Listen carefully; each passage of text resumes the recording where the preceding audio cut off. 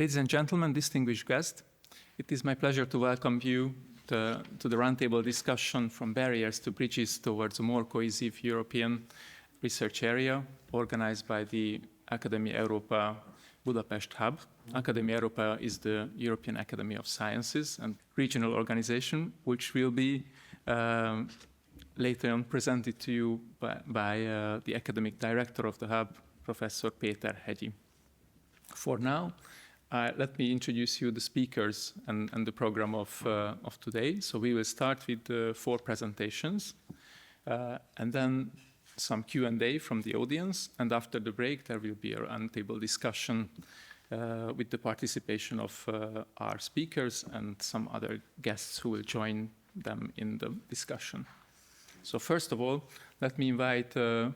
Joerg Niehoff, the Deputy Head of Unit for Spreading Excellent and Research Careers in the DG RTD from the European Commission, who is probably the person who knows most about the upcoming FP10 program's widening elements for sure. So he will give us an introduction to the next European Framework Program starting from 2028.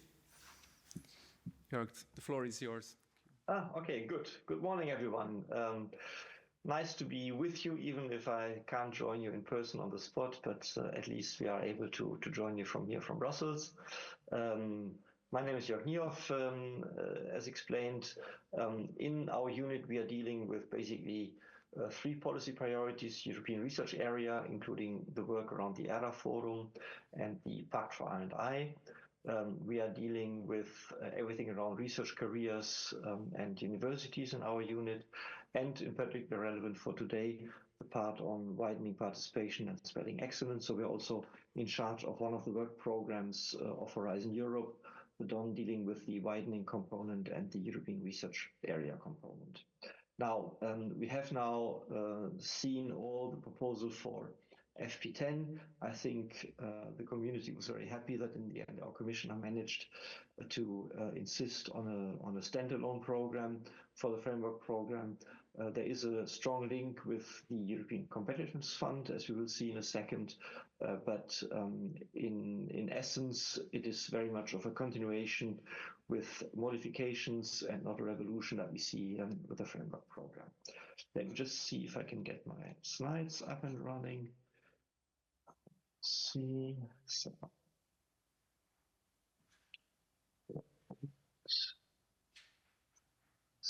I have to go to sharing. Bear with me. This is, yes, there we are. Good.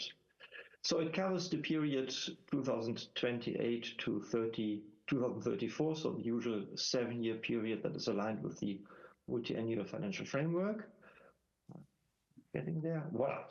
So important, there is a big legal package that was presented as part of the proposal for the multi-annual financial framework. It is the regulation establishing Horizon Europe.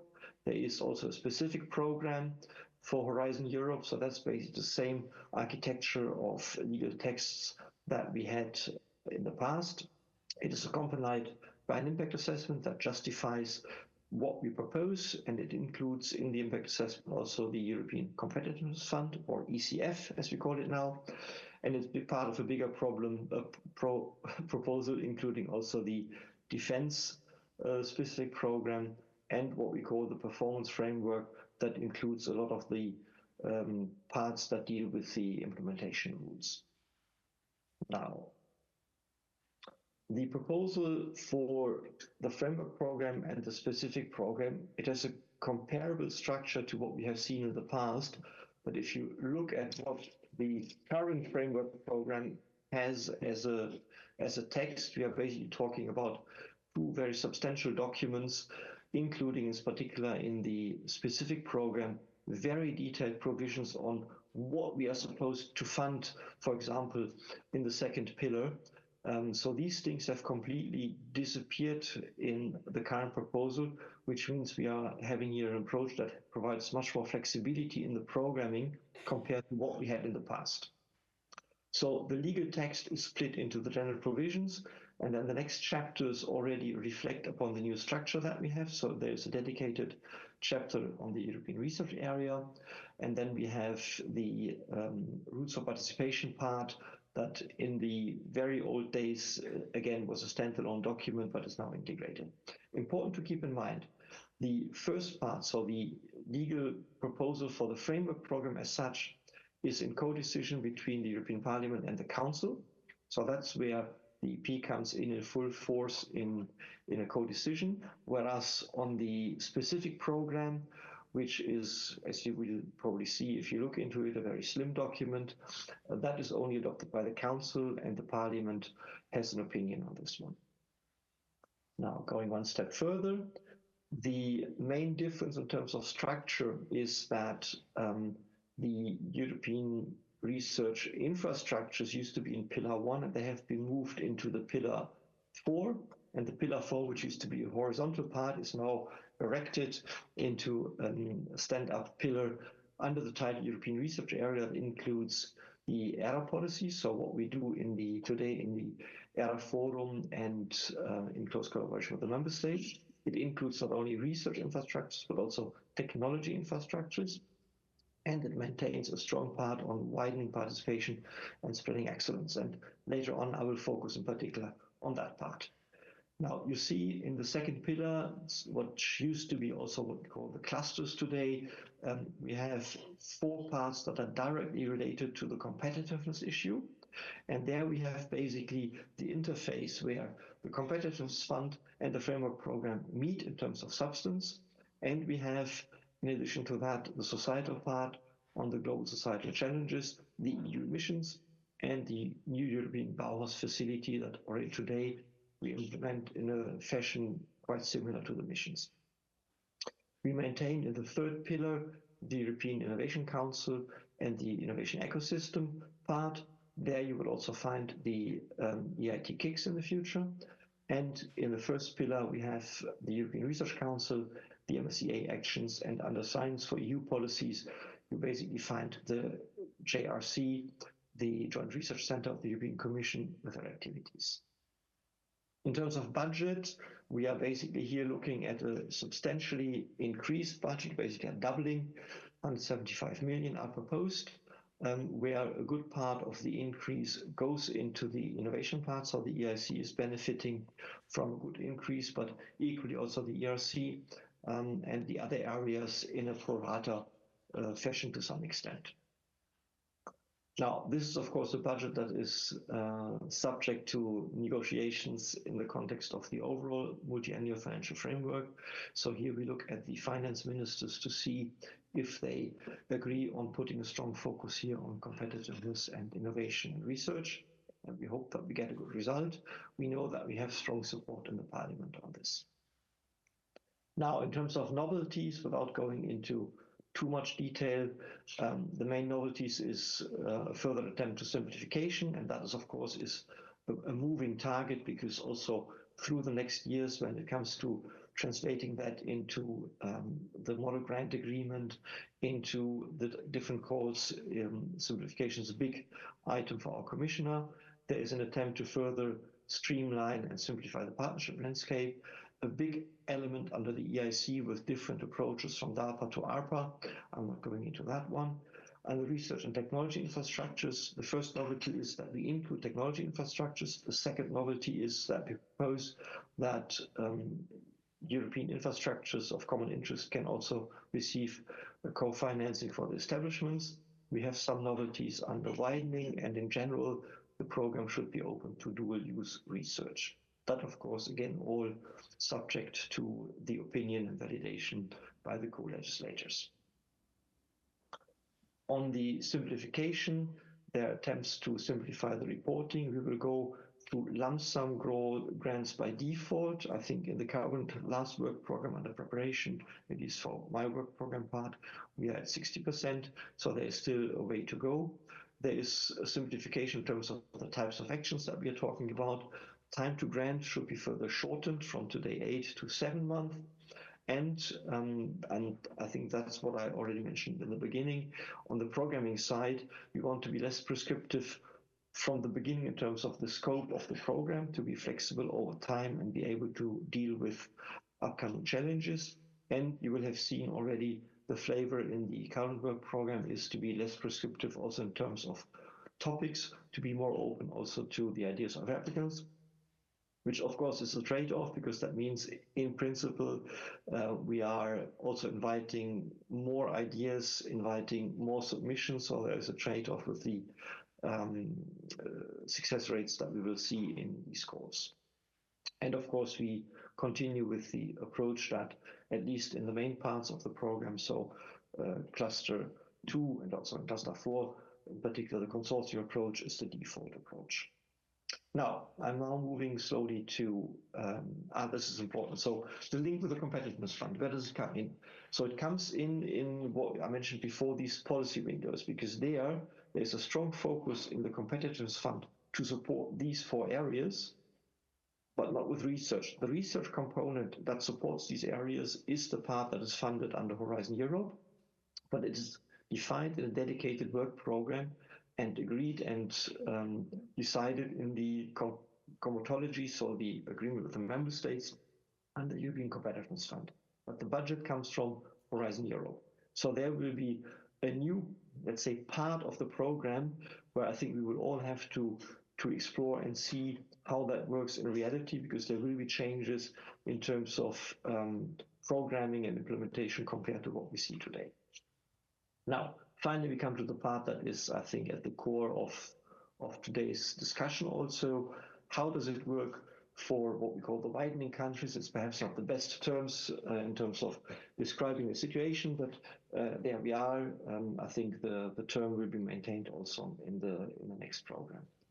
So the widening countries, just as a reminder, are the EU 13 plus Greece plus Portugal, so countries that traditionally have a less performing R&I system, and that also in the past were those that didn't manage to participate at equal level in the framework program compared to the rest of the member states. Widening countries also include the associated countries with a comparable innovation profile, and they include the outermost regions of the Spanish, French, and Portuguese member states. Now, what we see now under Horizon Europe, and that's really a massive step forward compared to FP7 and to Horizon 2020. The success rates of applications from widening and non-widening countries are basically converging. There are some that are doing better than the old member states, some are less good, but the differences are marginal. So overall, we see really here that if you apply from a non-widening member state or from a widening country, it doesn't make a difference. If you want to get a good participation, on the other hand, of a country, you have to boost applications. If you're not happy as a country, as a member state, with the success or with the participation of your researchers in a program, boost their applications. That is the only big step that you can do in terms of getting a better participation and better results from the framework program. There are 2 parts that are traditionally still weak. It's the European Research Council and part of the EIC program, European Innovation Council, but that is not necessarily a problem of widening countries only. There are other countries that struggle there in the same way. Now, the big part where the widening member states participate is the second pillar, so the clusters, collaborative research, which traditionally was perhaps also one of the weaker parts. There was always the question, how many newcomers do we actually still attract in the framework program? And here the good message is that indeed the share of newcomers is much higher from widening member states than from the non-widening member states. So there is good potential to get newcomers into the program again. Second point I want to make is that there was always the concern that over the many years of framework programs and generations of framework programs, certain closed clubs have been established and they simply continue to apply and they don't let others into their closed club. And that was certainly true for FP7. There is a figure here of 50% of consortia at that point in time that didn't have any legal entity, any partner from widening countries. But this is now reached 80%, so that's a very good result that we have seen here. And we have especially done a small analysis on the top 50 beneficiaries of the framework programs, so CMS, Fraunhofer, etc. And the same applies for them. They used to be in consortia or leading consortia that were very much focused exclusively on the traditional non-widening member states, but they are now fully embracing also the partners from the widening countries, because they understand the excellence is there as well. You of course see that things are done at national level as well. We see the seat of excellence is working good in many countries. So overall, we see a good impact on the widening side. Now, I want you to have a brief look at this slide that shows for all the member states how they participate in the different parts of the program and participation here in terms of funding they receive. And you see that from the widening countries, there is basically the vast majority of them are getting up to 10-15% from the widening part. So it's not the dominant part of their participation. The dominant part of their participation is the second pillar, the clusters, the collaborative research. That's where they're strongest. But you see that all of them participate in all parts. And you see that some of them even participate in terms of the EIC pillar, the innovation pillar, better than the old member states. Look at Malta, for example, that is getting almost 20% from the third pillar. Now, what are the novelties that we have introduced? And here I'm going to the boring legal text, if you permit me, because it's important to be clear in the language that we use and our proposal. Now, since we have seen the big progress that some countries of the widening member states have made compared to others, we think it's important to also make that clear in our legal proposal, because widening was never meant to be there forever. It is a transitionary measure to boost the research and innovation capacity of these countries, not only with the framework program, but also relying very much on their national investments. We have seen there is good progress, so we need an exit strategy, and the exit strategy is that we propose here, we have two groups of widening countries. We have the so-called transition countries, and we have the core widening countries. Now, the transition countries are the ones that, and the text will become clear in a second when I show you a graph. Transition countries are those that have an innovation scoreboard index over the last 3 years of at least 75% of the union average. Innovation scoreboard is something that brings together a large number of different indicators into a single compound, and there's a threshold defined for 70% of the average. Countries that reach 70%, or that are less than 70% or up to 70%, are so-called emerging innovators. And so 70% means we're looking at countries that are no longer emerging innovators. And secondly, and that's the important part of that, positive financial return per grant gross national income, so they are net beneficiaries under Horizon Europe. Sounds complicated, but as I said, if you look at this graph, it becomes all very clear. Green is the relative financial return that countries receive from the framework program. So you're higher than 0%, it means you are a net beneficiary from the program. If you are lower than 0%, you are paying, so to say, into the framework program. You don't get as much return than you pay in. And in red, the innovation performance. So transition countries are those that are net beneficiaries and are no longer emerging innovators, whereas the widening countries are those that have a negative financial return and are moderate or emerging innovators. This is something that, of course, is a big discussion point in the Council at this point in time. It is part of the overall negotiations of the multi-annual financial framework.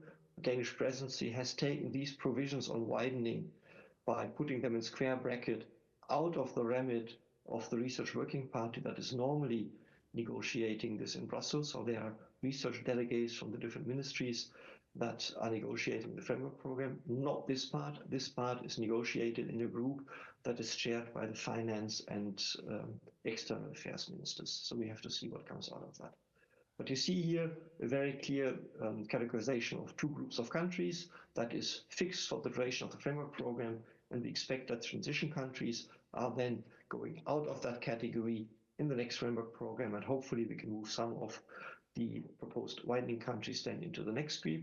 Also to make space basically for potential new member states that we might see coming in the next 5 to 10 years. So we also have to be clear that whoever joins the European Union as a new member state in the next period would also then, of course, automatically become a widening country.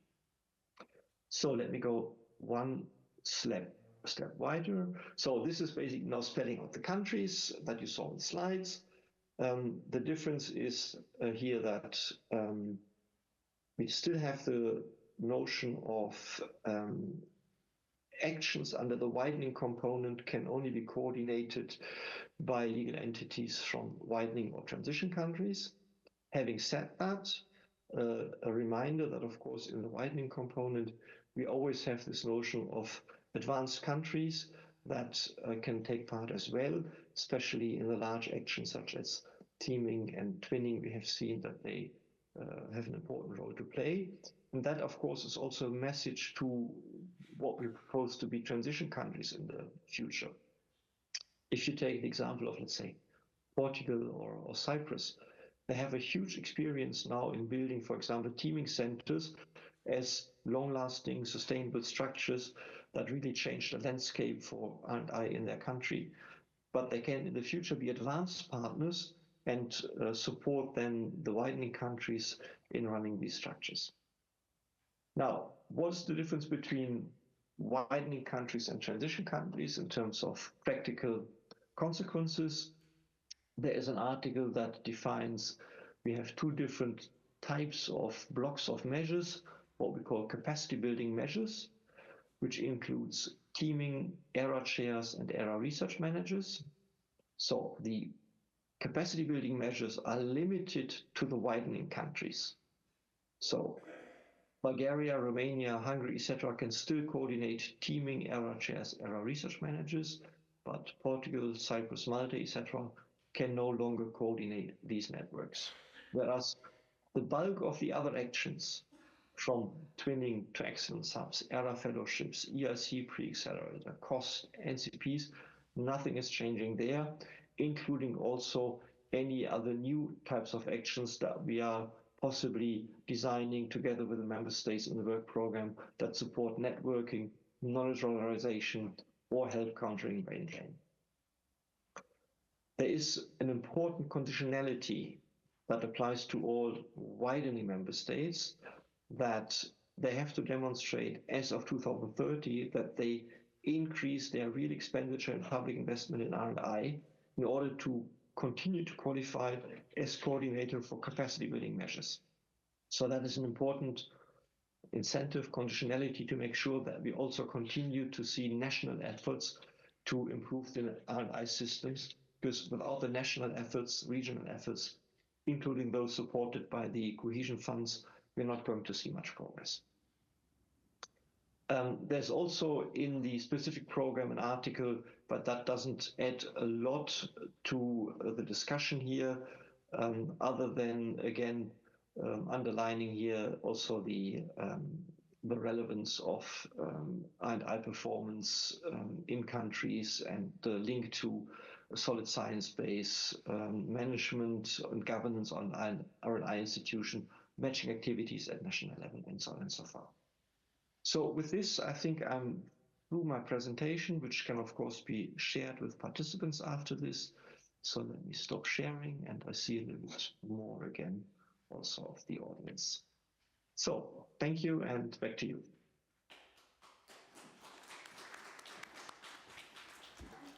Thank you, Joerg, for this excellent presentation. May I kindly ask the audience to, if you have questions, please note the questions. Don't forget them, because there will be 3 more presentations, and we will have a Q&A afterwards those presentations. Now we will continue with the next online presentation from Dr. Lídia Borrell-Damian, the Executive Director of Science Europe.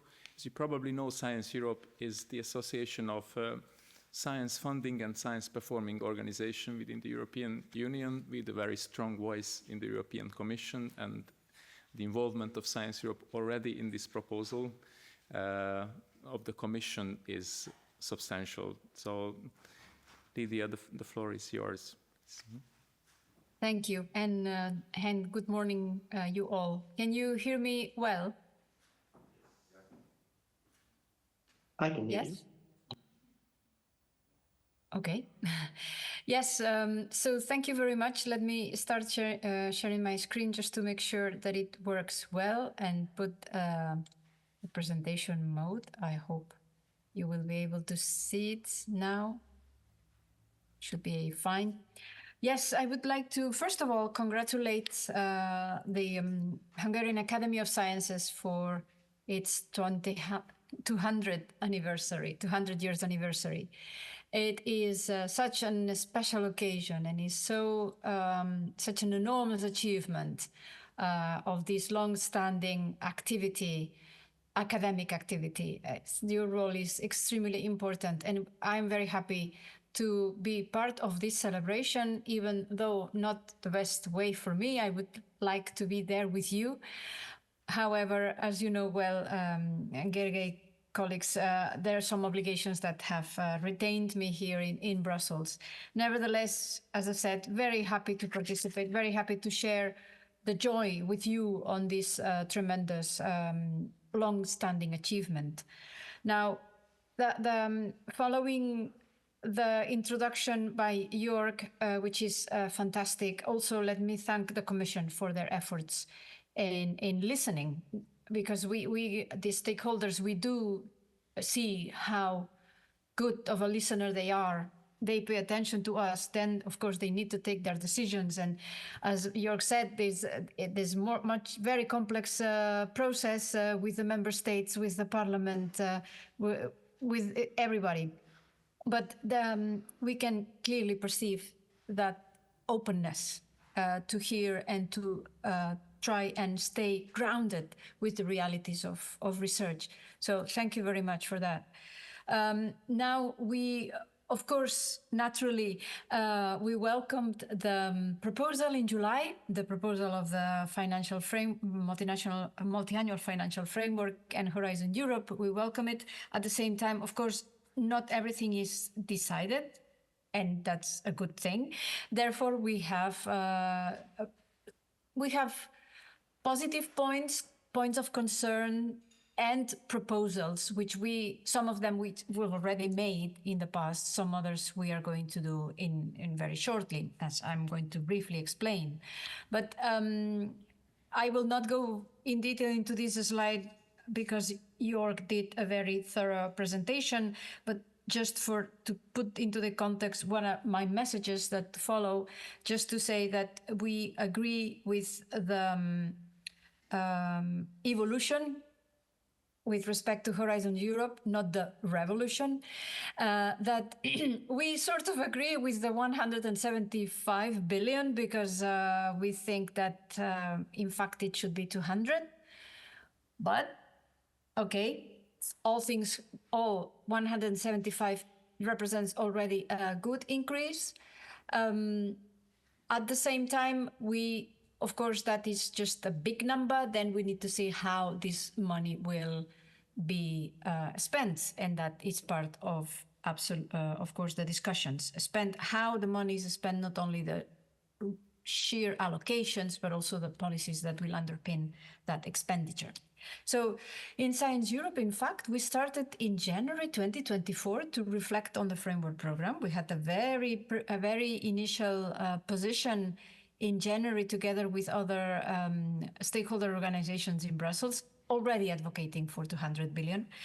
And then following that, we had one position that we called 10 messages for FP10, which we are now analyzing in view of the current developments. That was July 2024. And more recently, we have published a position in reaction to the proposal made by the Commission. So in our position, we recommend a series of points. Here you have a couple.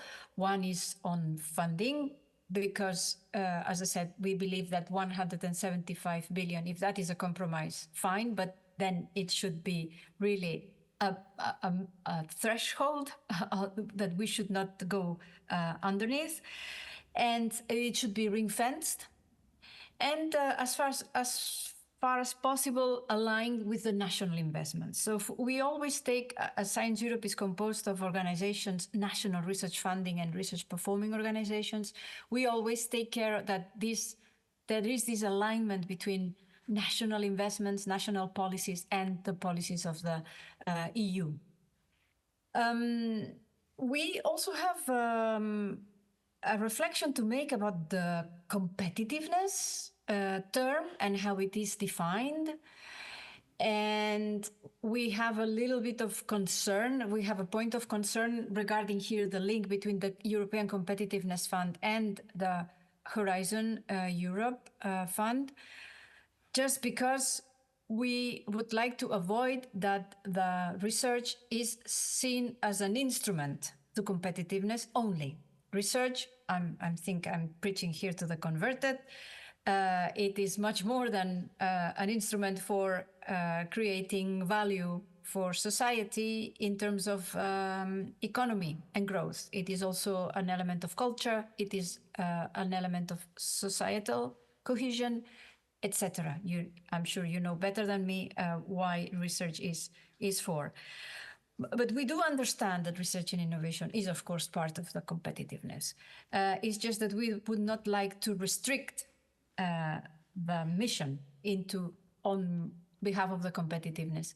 And not only because it is EU, it's because the EU, we know that EU program also influences national programs. So it's very important that the EU framework program gets the right signal also to send to member states. Of course, they are sovereign. Of course, they take their own decisions and policies, but we also are aware of the hopefully positive influence that the EU policies have on national settings, because we have seen how positive cultures in EU also foster positive cultures at national level. So we want to exploit that link. Also, I don't think it will come as a surprise to you if we say that Science Europe is a strong advocate on fundamental blue sky research, curiosity-driven research, you name it, is different names, but we all know very well that what we mean, because the blue sky fundamental research is in just the fuel for the future societal development, economic competitiveness, and cultural growth of the society. So in saying this, we do not only promote the Pillar 1, ERC and Marie Curie. Of course, it goes without saying, we do that and we will always do that. However, we also promote the dedication to fundamental science in Pillar 2, collaborative research, even in innovation. Just because sometimes to move one technology readiness level up, you need fundamental research. So we must recognize that need. And also, I will refer briefly to the presentation by Joerg when he was speaking about widening. Thank you. And yes, we can see this progress on widening countries. At the same time, it is a little bit fragile, and we need to make sure that we reinforce the trend. And many of our members in Science Europe in Eastern European countries, EU 13 countries, they say, yes, but we do need more critical mass, which we don't have at this point yet. It's not a consolidated critical mass. So the opportunity to have an instrument that allows collaborative research on fundamental issues across Europe would be very welcome. So that is one of the ideas that we are promoting. And last but not least, referring to the policy windows, also that Joerg represented very well. So yes, nice, very good, but just again, maybe clarify what does it mean for research. And that is something that if the Commission keeps on this very nice relationship with stakeholders, we can also help and contribute to define, at least from our perspective. Now, there are also a series of policies that should be intrinsic to the framework program. One is research security. Of course, I'm sure you all have followed the recent discussion and the great conference that we organized together with the European Commission last week here in Brussels about how to keep collaboration, especially international collaboration, and how to create the standards or the guidelines to follow up and be aware of the possible risks of misuse or wrong use of data generated in the framework of a collaboration. At the same time, not blocking entire chunks of programs or collaborations just because we impose or we promote very hardline policies. No? So it is a very complex issue, worth also to further discussion before we settle the right policies in FP10. Now, talking about widening. In Science Europe, we try to avoid the term. We try to use the integration, inclusiveness. We try to talk about an inclusive, coordinated European research and innovation system, precisely because we want to focus more on this unifying effort and the good results of a unifying effort rather than concentrating on creating categories from widening. But that is our contribution to this reflection. Last but not least, my point on FP10 is about simplification. We do welcome simplification. However, we have seen some pilots that have raised concerns because by removing, one thing is to simplify steps, and another thing is to completely remove obligations or at least the prescriptions to comply. We think that together with the Commission, and that is the positive line of the policies by the Commission, has fostered open science, has fostered equality, diversity and inclusion, has fostered access to publications. So these are achievements that have been very costly. I'm sure you know that. And we would not like to see that for the sake of simplification, now we lower the standards of compliance with these policies that even if they are being implemented, we are not there yet either. So we are on a very good way. So there's just a word of caution here, not to oversimplify just for the sake of simplifying and then forgetting about the good that these policies have done. No. Also, in terms of the research itself, we want that transparency as well, and that may require some administration, I don't know, or some additional work. But again, we would not like to sacrifice transparency. Just allow me a few words. I know that we are going to discuss that in the next session, but just allow me a few words about the ERA Act. We do hope that the European Research Area Act that is now being developed will be a piece of legislation that will complement that one of Horizon Europe, that will be an instrument to support rather than an instrument to kind of excessively regulate. That is a unanimous plea from Science Europe community.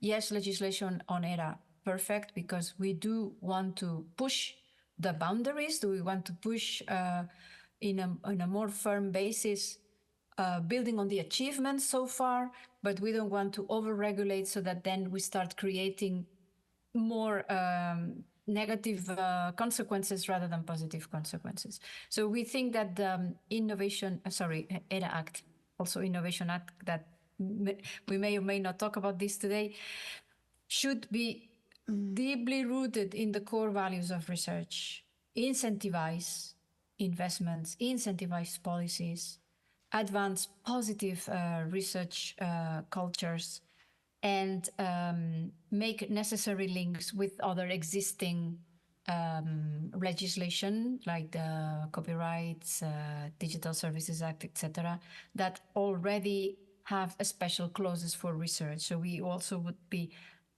happy to advocate for this type of legislative proposals that are more encouraging than limiting. And I think that on this note, I will stop here, and thank you very much for your attention. Thank you very much for this insightful presentation. And I have to say that the Science Europe position on FP10 is, I think, largely reflects the position of the scientific community in general. So other organizations of science also issued statement on FP10 with very similar messages. It's very important to note that. And now we will continue with Professor Henk Kummeling, the chair of COARA, the Coalition for the Advancement of Research Assessment. Silence always raises expectations. Huh? Well, thank you very much for the invitation. And Joerg and Lydia already brilliantly did set the scene. I'm going to offer you a somewhat different angle to what's going on in Europe, especially when it comes to the quality of research and impact of research.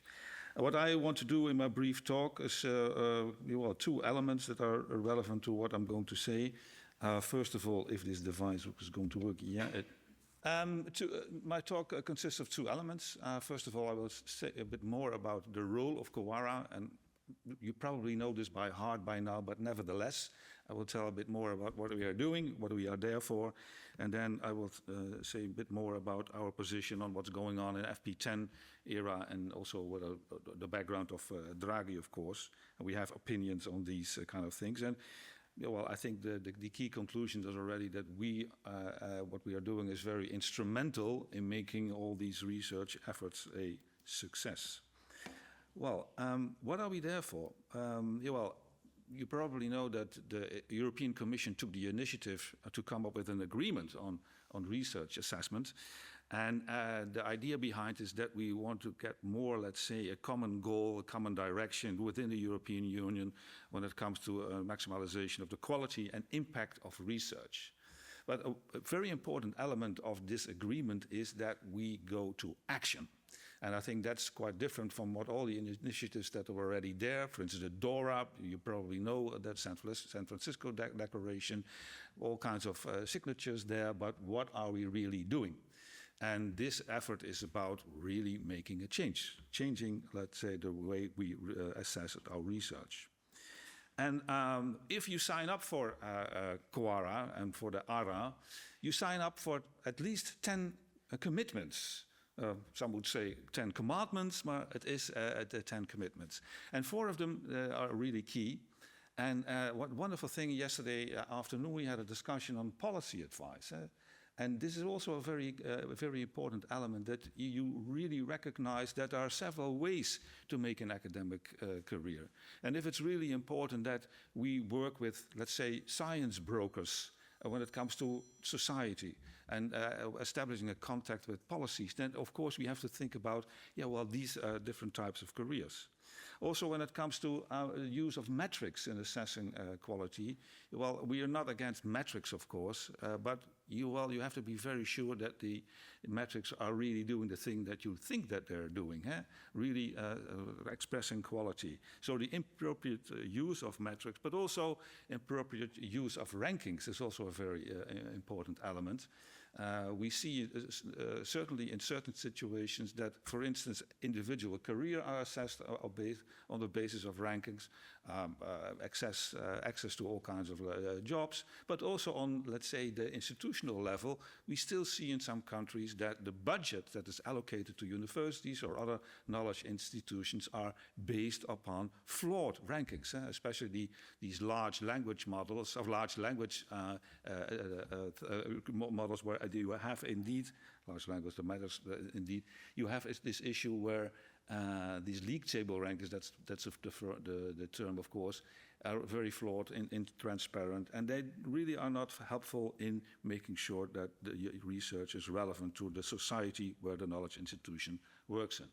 Well, these are the supporting commitments, and of course you can look them up at our website, very relevant elements of but these are the key things. And if you sign up for Quora, within a year you have to come up with an action plan that really establishes your relationship with these commitments. What are you really going to do in the framework of these commitments? So these are very important, let's say, elements of what was going on. And also for us, it's very important to stress that Quora brings all kinds of groups together. Universities, but also researchers, other knowledge institutions, all other relevant actors in society.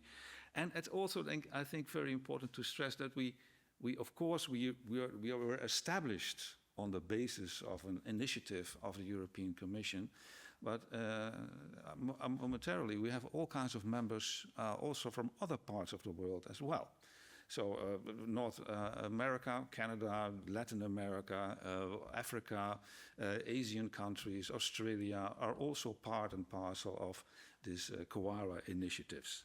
And we really are indeed about working, and we established ourselves some working groups, we'll show on later on, but also more and more national chapters are being established. And for us, it's a great thing to see that a lot of, on the national level, a lot of countries have come up with an initiative to establish a national chapter to really dive deep into what's needed in a specific country, with its own research culture, with its own background, financing structure, what is really needed, and a national chapter can be very helpful. And quite recently, on the 9th of October, there was a meeting of the national chapter of Hungary here in this building as well. So it's great to see that also the national chapters have become more and more drivers of these developments. And we see already some early impact. You probably know what's going on with the European Research Council, the early impact in the sense of that, well, how do you establish excellence? Do you need metrics for that? Looking at more, let's say, narrative approaches. And I think that's a very important, let's say, early success of what the initiative is all about. And of course, we are not afraid of excellence, and excellence stays very much important. But how do you assess that? And for instance, when it comes to the quality of the principal investigators, well, it's more and more about the quality of the research. Is it really groundbreaking? Is it really something new? Is it really helping us to go to new areas, and look for new avenues? And not so more about, let's say, the history of the principal investigator. So that's a very important thing. Although I must say that some people struggle still with narrative CVs, and what we see more and more, and of course that's great, that's the development as well, that also some types of metrics, some hard evidence will be brought in the description of their work as well. There's nothing wrong with that, as long as there's a narrative there, and there's an assessment of the quality, and not so much of the quantity of the earlier production. So I think that's also a very interesting element in what's going on. So indeed, it is still about groundbreaking natures, but not so much about, let's say, the numerical scoring of principal investigators. So some early success. Well, what's going on in the working groups? Yeah, well, we have a lot of working groups working on several elements of the ARA commitments, like, for instance, things that are indeed about the metrics, but also, and we had a discussion yesterday morning about also with the young academies, well, their careers. What are their avenues? What kind of, let's say, support do they need? And how do you assess a research culture that's really supportive for young academics? But there are other working groups as well.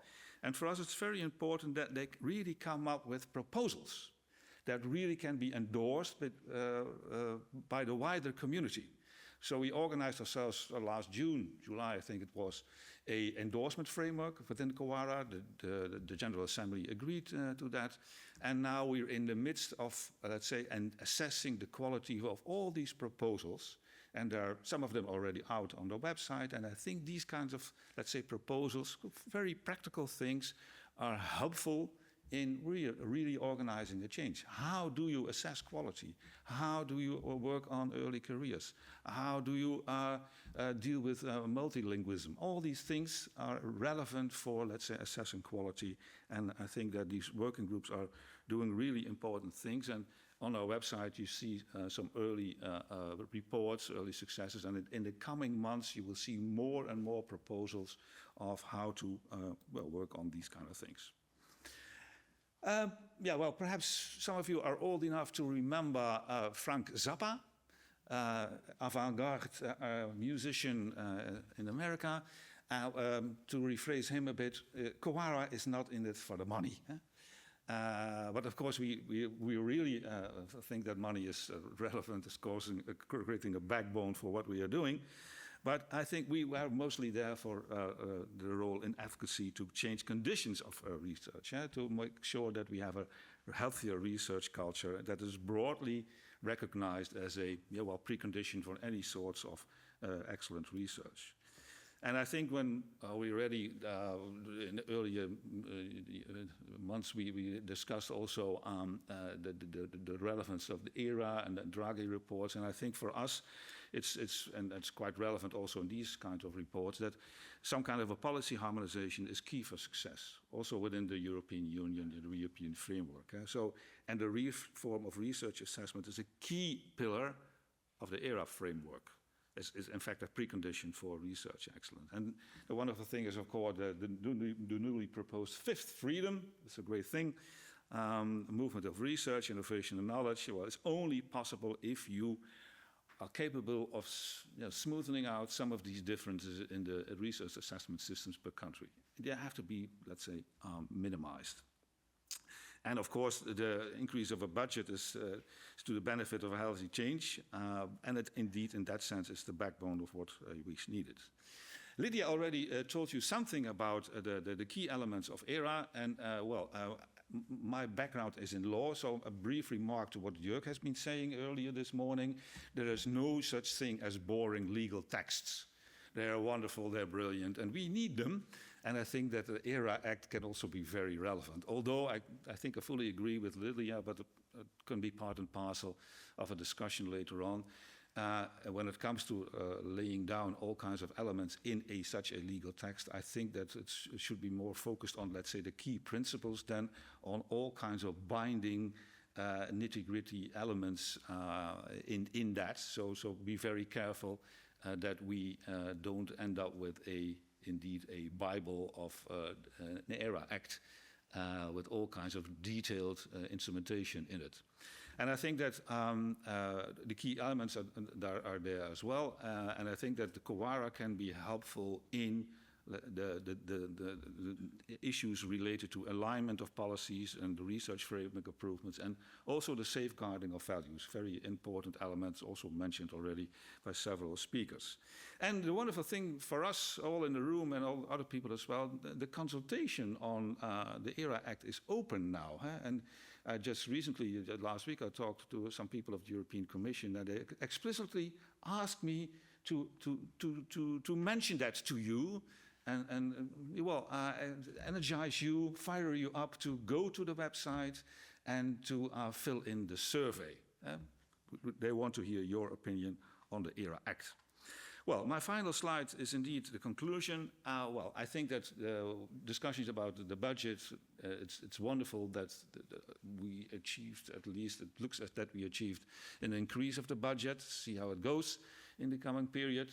And I think that that budget is indeed very important. It's the backbone of what, let's say, research needs when it comes to further development.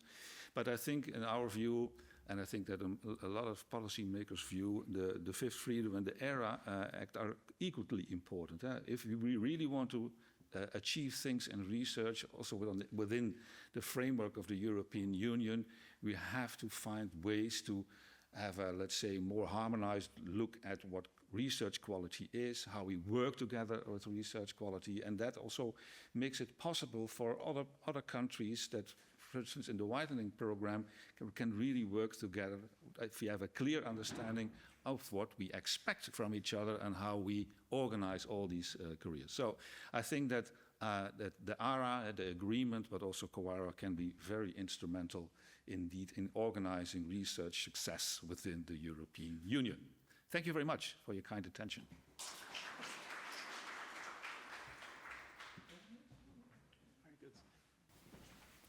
Thank you very much.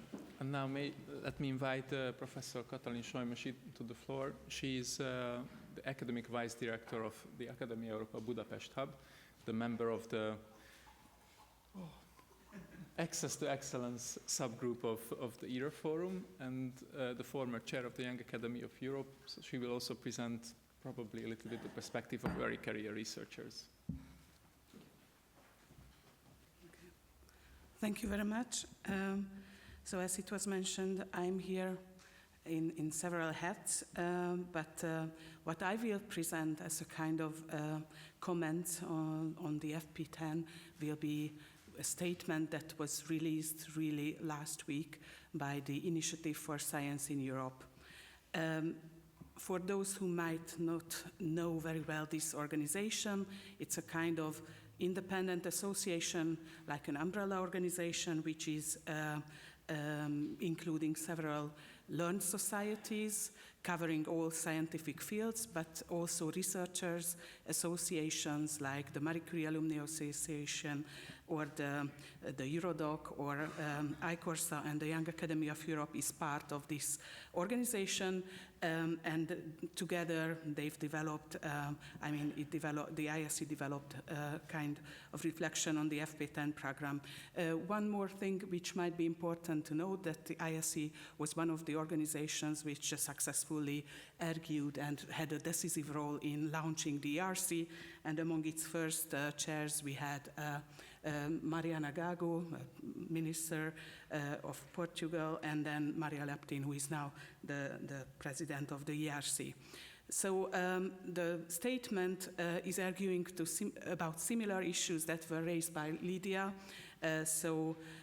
One of the things that this community of learned societies and researchers associations is a little bit worrying is that we would like to have a fully independent FP10, so linked to the competitiveness fund, but independent in direction and in leadership. And what Joerg presented in this, that the clusters under the Pillar 2 have been moved now or are now called policy windows, and there were some rearrangements. So we would like to have all these basic research as it was also outlined by Lydia. So basic research and fundamental research and research in Europe is only funded by the FP10. So this is why we would like to have it as an independent, to stand independent from the competitiveness fund. We also agree with bottom-up approaches and fundamental research having to be included in this Pillar 2 because, as we know, innovation, I think most people agree that there is a kind of research and innovation spiral. That means that you cannot do innovation without basic research, and also innovation of technologies and developments need a kind of a constant feedback with basic research, and we might fuel newer research questions to be answered. So we think that bottom-up approaches should be also included in the Pillar 2.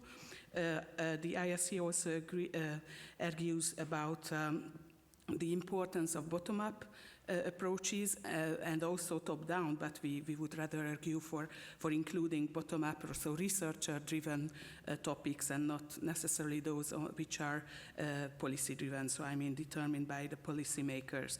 And what is, again, something important, that we would like to have more involvement of researcher associations, science associations, or European industry associations in this pillar, or so that they can have a word on the development.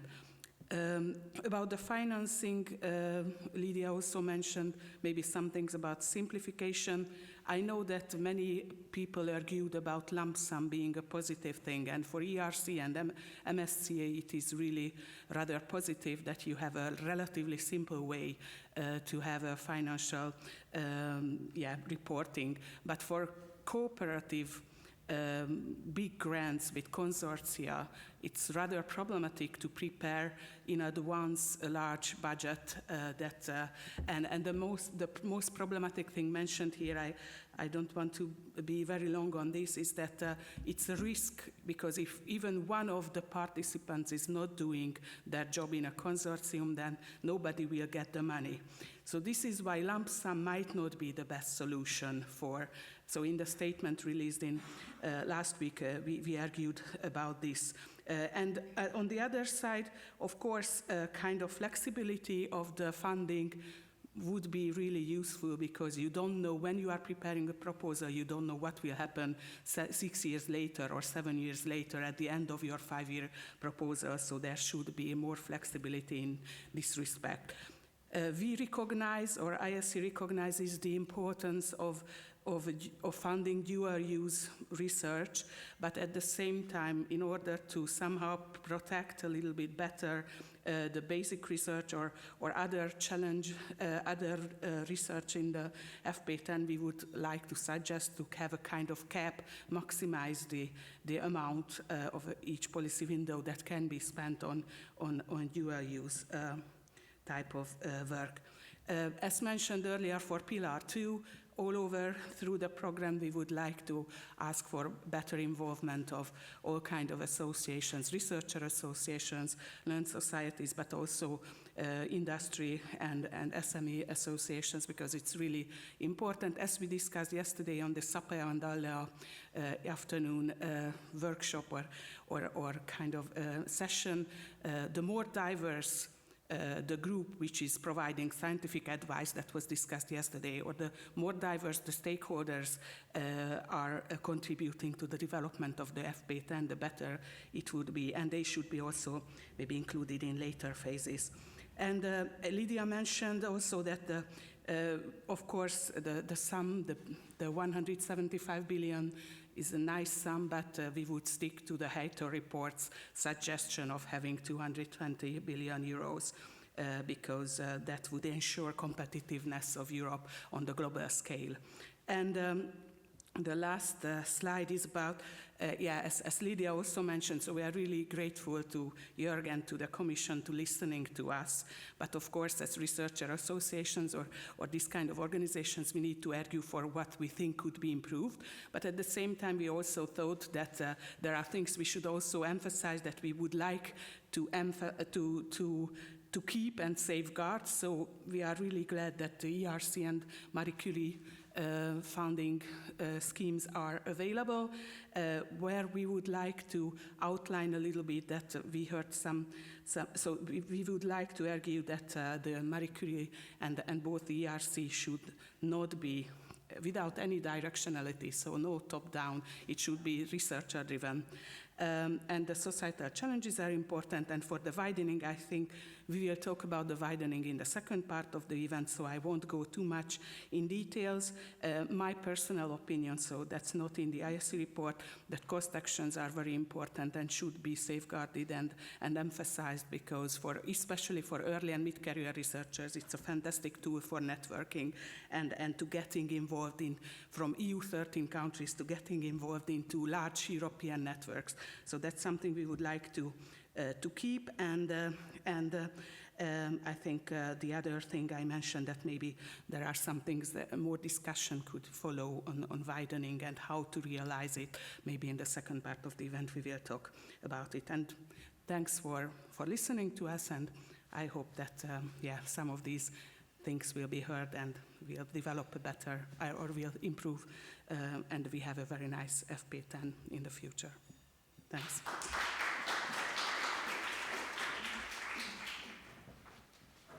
Thank you so much. And now although we are running a little bit late, but I think we should not miss the questions. So now the floor is yours. Please raise your hand and maybe first. Hi, my name is Peter Hegyi, and I am one of the co-organizers of the today morning, and congratulations to the talk. I learned a lot. However, I have also many questions in myself, so I have more questions than before the talks, so I think that's brilliant. So concerning the first two speakers, Joerg and Lydia, that was brilliantly showed what are the major aims of FP10. I strongly believe numbers and aims, so how will you assess success of FP10? Do you have any numbers? I just tell you one example concerning collaborative grants. We heard almost in every presentation the importance of networking collaborations. However, I will show you in my talk some data that, for example, currently the number of published articles, 80% of them are single country articles, 14% of the articles when two countries collaborated with each other, and very rare when more countries are collaborating with each other. So, for example, do you have any numbers where we are currently, and what are the aims we would like to reach? Like, we would like to have not 14% of the scientific articles like collaborative or scientific research projects, but we would like to enhance it with widening and so on to 20%, and we will make it success if it's 20%. So, or something like that in any of the framework. Are there any key performance indicators? Thank you. Well, perhaps I go first on that one.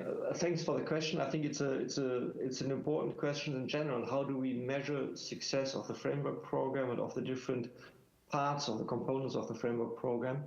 Of course, it's fairly easy to somehow measure input indicators like consortia compositions, etc. But on the output side, it's not so trivial. Scientific publications is one of them. I don't have the precise figures in front of me, but I do remember figures that we have from the widening component that demonstrate a strong increase in scientific publications and outputs from the participating organizations, in particular also, as you say, more than multi-author publications that result from the collaborations that we have in the widening program, because most of these projects are collaborative projects where we build networks. So publications is one indicator for the scientific outcomes that we have and impacts. We should also keep in mind that, especially for the widening component and for the European research area in general, there's of course also the indicator of what is the impact on systemic changes in the organizations, in the I landscape at national level. And I think both Lydia and Henk made a brilliant case for the other part of the responsibility of our unit for the European Research Area and the ERA Act, what we want to achieve there. And of course, all the widening actions also have this very important component on driving institutional change. And there again, we run surveys across the different types of actions we have: twinning, teaming, ERA chairs, excellence hubs, etc. And we get confirmation that indeed there is evidence on how they contribute to institutional change at the level of the organization, how they contribute to better knowledge valorization at the level of the organization. These are things that, of course, are very difficult to pull up to the level of the interrelations of Horizon Europe, because we have so many different indicators that colleagues are looking into, and they all fit into what we call now these key impact pathways. But at the level of the widening, we are making a huge effort to look into the different types of actions and see how they actually contribute to the overall policy objectives of the widening component, because that will guide us then also in choosing which instruments are best suited for the next framework program and how to further improve these actions.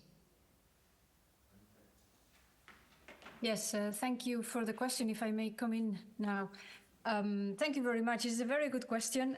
I have to say that from Science Europe, I cannot talk about quantitative indicators because we at least for now yet we have not discussed these targets.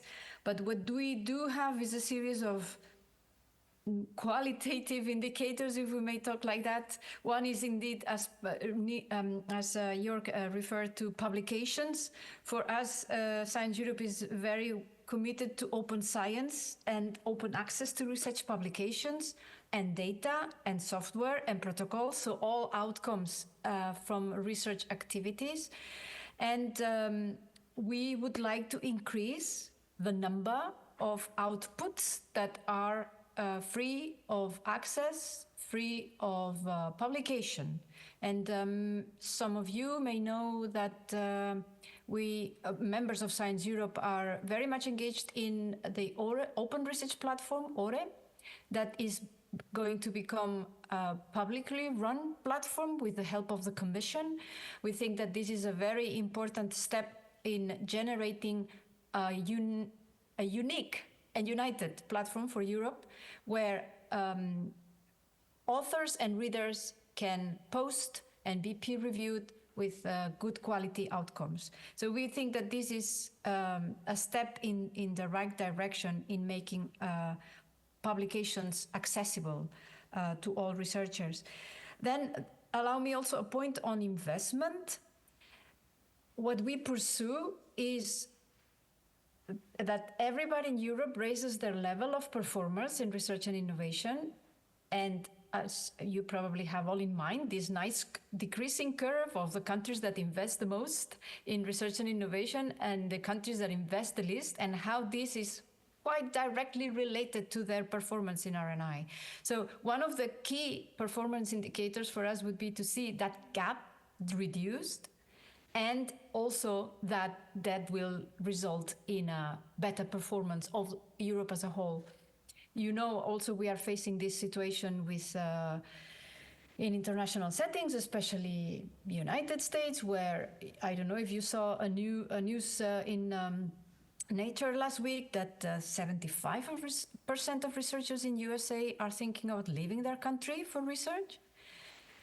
Well, maybe there is here an opportunity to also use that networking capacity of European organizations to embrace maybe talent from outside Europe and help to raise the level up, especially in those parts that need it the most. And also to use this to create a brain gain circle in Europe rather than a brain drain, because despite of the good numbers in widening countries, we can still see that there is clear brain drain from EU 13 to the others. So if we could change the wheel, change the way the wheel turns and make it a brain circulation where researchers can more freely move, it would be better. And when I say freely, I'm not just referring to the freedom on paper, which is there in the EU.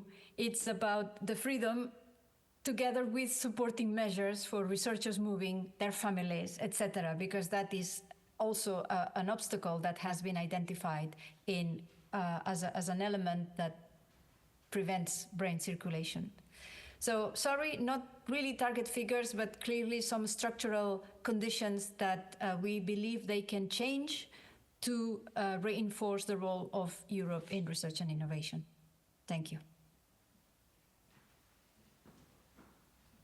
If I may come in for one more moment, please. I mean, we are straying away from the question, but the point Lydia made is an important one in terms of, yes, being attractive for researchers outside Europe. And we have launched this Choose Europe initiative, which gained quite some attention and supported by many countries, and also launched initiatives to attract scientists from other countries. But there is a key element in there.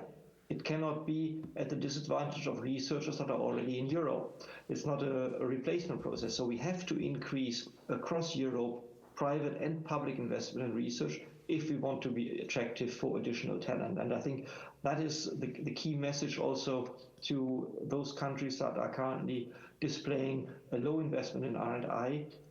If you want to be attractive, if you want to be successful in applying for framework program funding, if you want to attract researchers from other countries or get people back from the diaspora, you have to make sure that you create an attractive R&I system in the countries, which is a question of investments, which is a question of reforms in the light of the agreed priorities of the ERA policy agenda and of the ERA Act. And so there is a lot of homework to do at national institutional level in order to improve the overall system. And of course, there's a lot of support coming from Europe, also from the Cohesion Fund, but it needs also a strong political drive to implement that. Thank you. Just a brief comment. If the microphone is working, thank you very much. It's a wonderful question. I think this goes to the essence of what we should be doing. But if you want to measure success, I think it is very important that you set the criteria beforehand, that you really think about, well, what is really important for us? What do we want to see? And the easy pitfall is also mentioned a bit by Joerg, is after a couple of years you start counting publications, and of course publications are a very important element in what establishing whether or not something has been going on. But you don't always measure quality when you count publications, and especially, and I was aware, I was attending a conference organized by UNESCO several weeks ago on open science, and there was a report written by some researchers, and they said, we measure success by the number of published papers. Because, in a lot of, let's say, areas of scholarship and science, we use papers as the means to communicate to the rest of the world, or at least to the rest of the scientific community. But that's only, you simply leave out certain other disciplines where publishing papers is not the norm, writing books or doing other things. So you have to be very aware of the fact what you really are doing and how you really want to see success and measure success. And I think it's very important before we start running all these programs to really think through how do we assess quality and success afterwards. Thank you. Okay, so let's go on with the questions. I think they're in the back. Thank you. Christopher Smith, UK Research Innovation, also Governing Board Member for Science Europe. I just wanted to reflect on the fact that we haven't really, across this brilliant day and a half, talked so much about economy. And I wonder whether we need to be really attentive to the headwinds that all European countries are facing at the moment. In the UK, we discovered, owing to a shift in the Office for National Statistics definition, that we were spending far more on research and innovation than we thought we were, which hasn't shifted at all our growth or productivity over a long period of time. So the link between R&D investment and what's actually happening in real economies is tricky. And so my questions on this, and particularly given the target for increased investment and the impact that that will have on national budgets, is something along these lines. In terms of widening, you're really interesting. What are the economic indicators that you think the outcomes that widening will need to develop and deliver? Is there going to be some kind of narrative that we need to be attentive to, all of us, in order to win that agenda? On Quara, I just wondered whether you felt that we were strong enough in thinking about the way that research assessment can positively incentivize move into translation of research.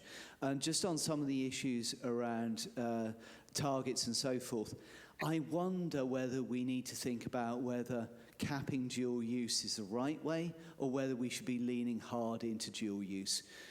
One of the things that we might think about at the moment is that dual use is probably going to be an economic driver for many countries as they think about their national agenda.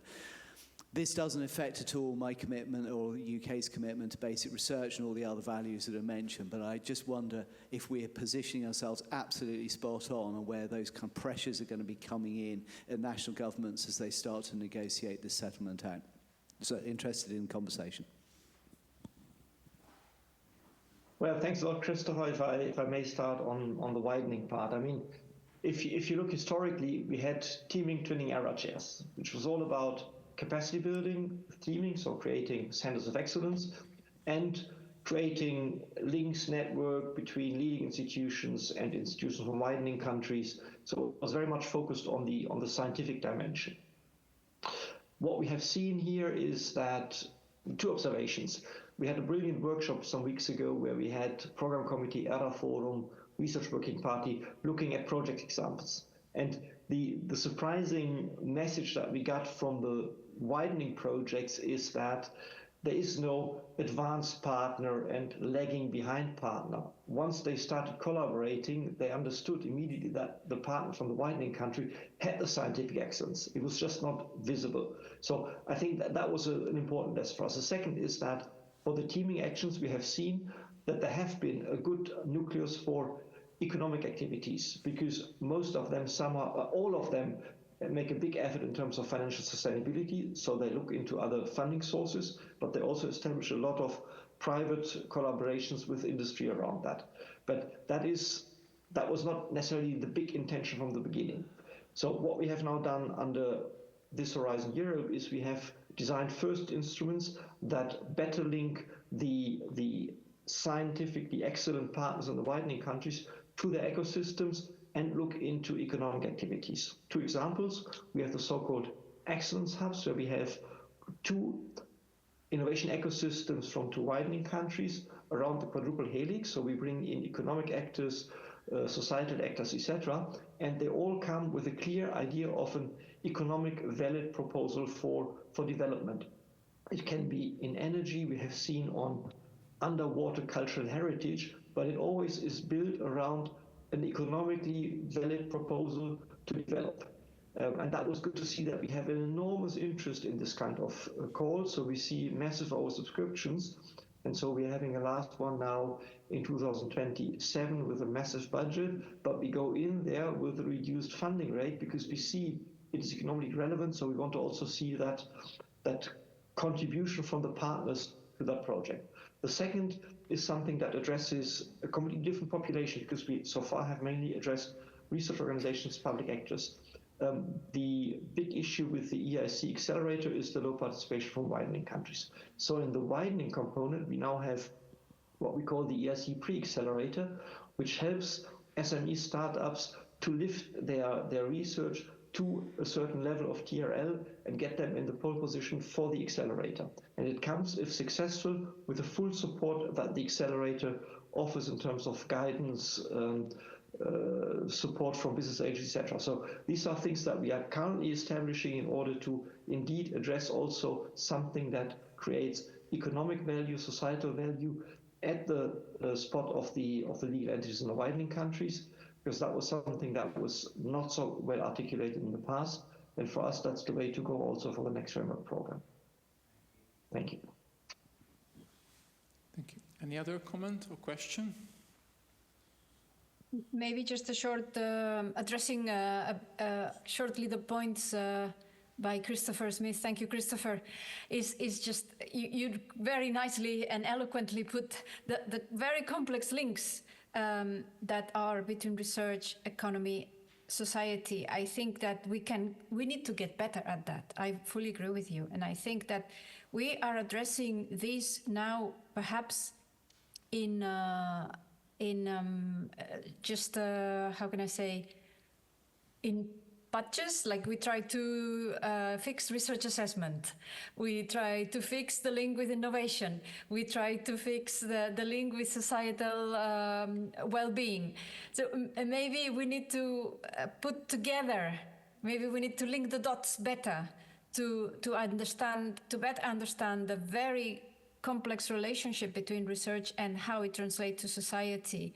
But I believe that now there are a number of very good initiatives in different parts of the research and innovation sector, and perhaps that's the effort we need to do now, to put them together and see if we can get a more holistic overview and where would be best, where the policies could influence best the progress.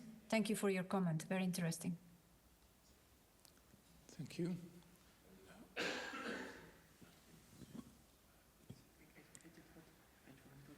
So, okay, before we continue with the break, and I give the floor to Peter to continue with the next session, just may I have one comment, and that is about two novelties in the FP10. One of them is the link between national spending on R&D and the availability of widening sources. May I just call the attention to the fact that governments are not elected by researchers only. So I mean, in a way, to punish researcher community for their government's actions may not be fair to everyone. So this is one comment. Maybe you can think about that a little bit. And the other comment would be that, I mean, compared to all the money which is spent in Europe on research development and innovation, FP10 is just a fraction of that, something maybe around 4%, around this amount. So I mean, to have, I mean, all the research output in Europe be connected with the performance of the FP10 or the FP9 or whatever, probably this is not a fair comparison. The European research programs probably should focus on the issues which are not funded by and cannot really be funded by national funding agencies, and that these are collaborations at first, and those which are setting high standards, the excellence programs. And these collaborations are one thing which seem to be less important in the new FP10 proposal, and the exclusion of bottom-up research may be a concern there. Indeed, the framework program represents, I just checked the figures a little bit, all the public and private spending included. It is something like 6-7%, so it's a small part, but it's a massive part of the available competitive funding for R&I. I think there the figures move up to, depending on the country, to a very significant share. And we know that for some countries, for some researchers in certain countries, the only way to get access to public funding is basically the framework program, whereas for others the situation is more favorable. Now, on punishing researchers for the lack of investment of their countries, that is certainly not the intention. And we have to be clear that all countries also have made a newest declaration that somehow sign them up to the 3% goal that we have in Europe. So I think they also have to put the money where the mouth is. I believe that especially since the big instrument that we have in the capacity building for widening countries is the teaming action, which requires in any case a national co-investment or private co-investment. We typically see national co-investments. That goes hand in hand. And we don't see the argument that we should support capacity building at that level if it's only capacity building via the framework program. There has to be a commitment of countries to step up efforts, and we have put the bar by only referring to absolute investments fairly low at that point in time. So if you basically increase investments with the inflation rate, you already increase sufficiently in order to continue to qualify for the widening component capacity building. But again, all this is, we know this is a very popular provision in our proposal, so I'm sure there will be interesting discussions in both the Council and the Parliament, and we have to see what comes out in the end. I mean, we made a proposal that we believe makes a lot of sense in terms of having an exit strategy, of making clear progress is only possible if there's also support and political commitment and investment at the national level. But we have to see what the co-legislators make out of that proposal. We have received a lot of positive feedback, both from countries and from stakeholders. So we have to see how that goes. Thank you. Okay, now it works. Thank you. So now I think we will close the first part of the meeting. We will continue with more discussion in the second part in 20 minutes from now. So at 10:50, if that's okay. Thank you.